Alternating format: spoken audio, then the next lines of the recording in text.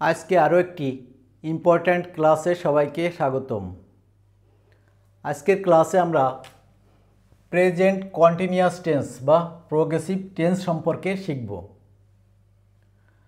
বর্তমান সময়ে কোনো কাজ চলছে বা চলমান আছে তাকে প্রেজেন্ট কন্টিনিউয়াস টেন্স বলে, অর্থাৎ কোনো কাজ বর্তমান সময়ে চলছে বা চলমান আছে। এর স্ট্রাকচারটি হবে প্রথমে সাবজেক্ট, তারপরে অ্যাম অথবা ইজ অথবা আর প্লাস ভার্বের সাথে ING. Subject am is are plus verb ING এবং বাকি অংশ।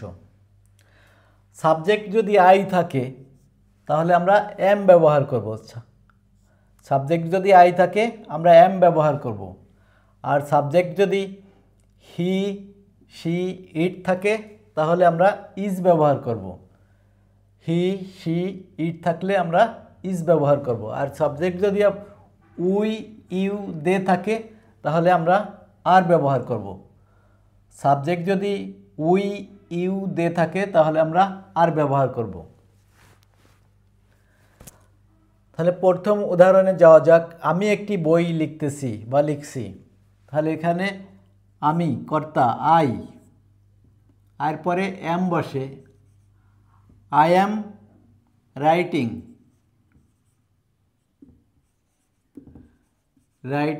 আ বুক। এখানে আই আছে, তারপরে এম বসে। এমটা একটি স্পেশাল, শুধুমাত্র আয়ের ক্ষেত্রে এম বসে। এটা মনে রাখলেই চলবে যে আয়ের ক্ষেত্রে এম বসে, অন্য কোথাও এম বসে না। আই অ্যাম রাইটিং এ বুক, আমি একটি বই লিখতেছি। অর্থাৎ এখানে আমি একটি বই লিখতেছি বা লিখছি, এটা কিন্তু চলমান অবস্থায় আছে, যেটা রানিং চলতেছে বর্তমান সময়ে। তুমি বা তোমরা বই পড়তেছো বা পড়ছো, তাহলে এখানে তুমির ইংরেজি হবে ইউ। ইউ ইউ থাকলে আমরা আর ব্যবহার করব। ইউ আর রিডিং,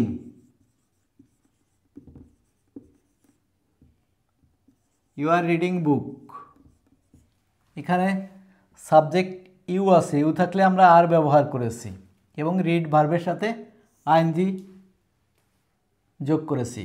অর্থাৎ তুমি বা তোমরা বই পড়ছো বা পড়তেছো, ইউ আর রিডিং বুক। তারা ইংরেজি শিখছে বা শিখতেছে, তারার ইংরেজি দে হবে। দে থাকলে আমরা আর ব্যবহার করব। They are learning English.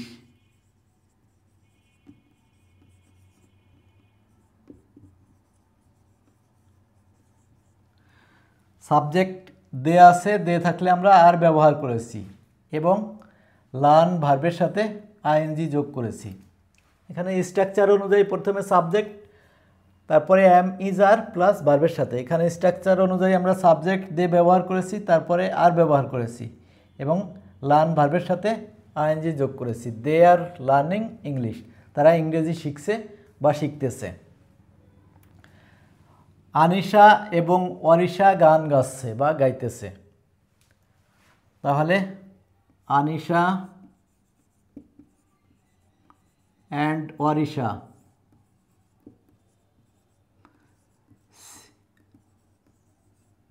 Singing a song.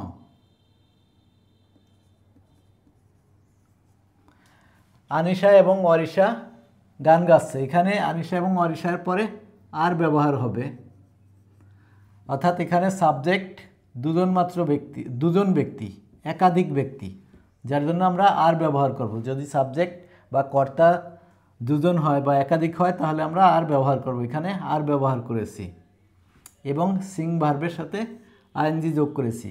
Anisha and Orisha are singing a song. Anisha এবং অরিশা গান গাচ্ছে। সে গরিবদের সাহায্য করছে বা করতেছে। তাহলে এখানে সি পরে হি আছে, হি থাকলে আমরা ইজ ব্যবহার করব। হির পরে ইজ ব্যবহৃত হয় এবং সাহায্য করছে ভার্ব হচ্ছে হেল্প। হেল্পের সাথে আমরা আইএনজি যোগ করেছি, হেল্প পোর, সে গরিবদের সাহায্য করছে। এখানে হি আছে যার জন্য আমরা ইজ ব্যবহার করেছি এবং হেল্প ভার্বের সাথে আইএনজি যোগ করেছি। বৃষ্টি হচ্ছে,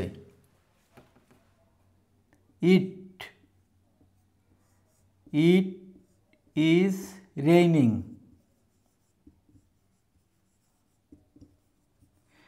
বৃষ্টি হচ্ছে, এখানে ইট ব্যবহার হয়েছে, ইট থাকলে আমরা ইজ ব্যবহার করব। এখানে দেখেছি ইট থাকলে আমরা ইজ ব্যবহার করব, তাহলে ইট আছে, ইজ ব্যবহার করেছি এবং রেইন ভার্বের সাথে আইএনজি যোগ করেছি, রেইনিং, ইট ইজ রেইনিং, বৃষ্টি হচ্ছে।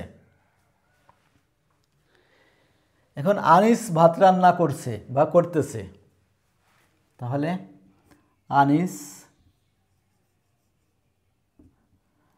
আনিস থাক, সাবজেক্ট একা হলে, সাবজেক্ট যদি সিঙ্গুলার নাম্বার হয় তাহলে আমরা ইজ ব্যবহার করব।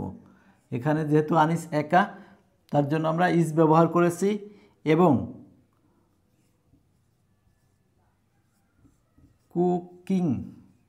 কুক ভার্বের সাথে আইএনজি যোগ করেছি, cooking rice. Anis is cooking rice, Anis ভাত রান্না করছে। আনিস যেহেতু সাবজেক্ট একা সিঙ্গুলার নাম্বার, তারপরে আমরা ইজ ব্যবহার করেছি। আর যদি একাধিক ব্যক্তি থাকতো তাহলে আমরা আর ব্যবহার করতাম। এখানে আনিশা এবং অরিশা আছে, তারপরে আমরা আর ব্যবহার করেছি। অর্থাৎ একাধিক ব্যক্তি থাকলে আমরা আর ব্যবহার করব, আর একজন মাত্র ব্যক্তি হলে আমরা ইজ ব্যবহার করব। এখানে আনিস একা হয়, ইজ ব্যবহার করেছি। এভাবে আমরা খুব সহজেই প্রেজেন্ট কন্টিনিউয়াস টেন্স ব্যবহার করে সেন্টেন্স তৈরি করতে পারি। ধন্যবাদ।